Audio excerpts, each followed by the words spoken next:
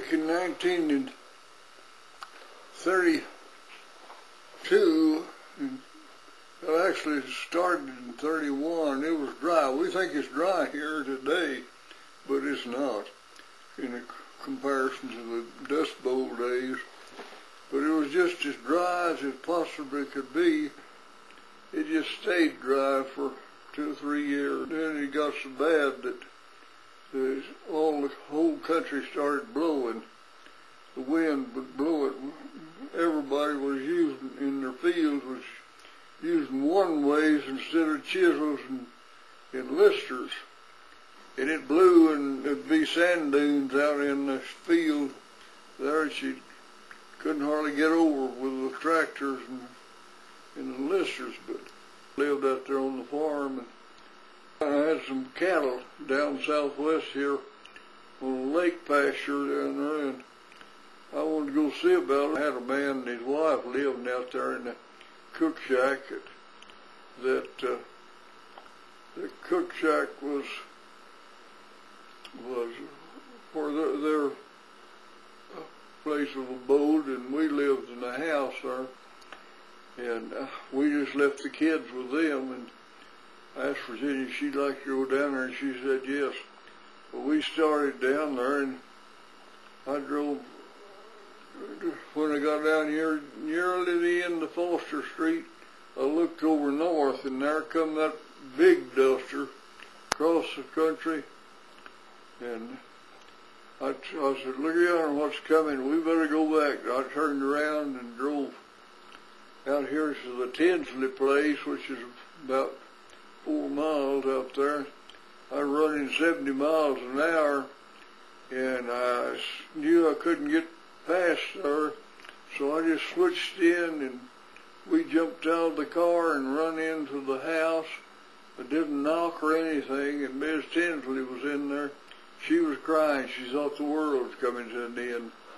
And it got so dark that you couldn't see your hand in front of your face. The dust was so condensed over the sun, or between you and the sun, you couldn't see that. So I ran up to the house and just grabbed the knob and turned it, and we went in. And we stayed in there about, I guess, 3/4 of an hour, and we were worried about our kids. And we got in the car then and started on, and we could drive. I had to drive pretty slow because I couldn't see where I was going. And we got out there. They were all right, the kids and the people we had working for us. They'd got the kids inside the house. But it would come through the windows and doors and cracks and just get all over the furniture and over the floor and everything else. Rented a house over there that had just regular shingles on top of it, just wood shingles and so forth.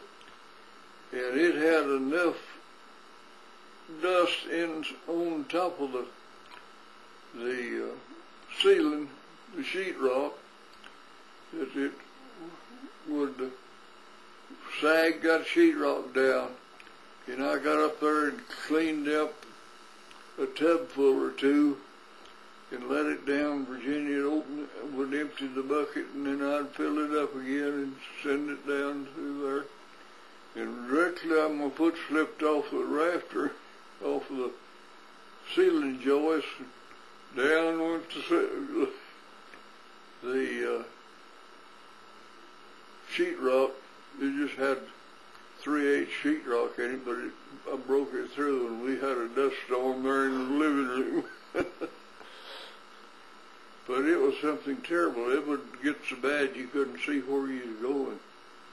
The fact is, when we had that big duster, one that people talk about, you couldn't see anything. You couldn't see far as from here to that camera. You couldn't see a thing. It was just black as the darkest night you ever was in. And the grass wouldn't grow, wouldn't enough make the grass grow. In fact, it's between here Amarillo, there's a little house. If we was up there where you could see it, I could show it to you. Where a man, all the grass he had was what was out in the water ditches there on the highway.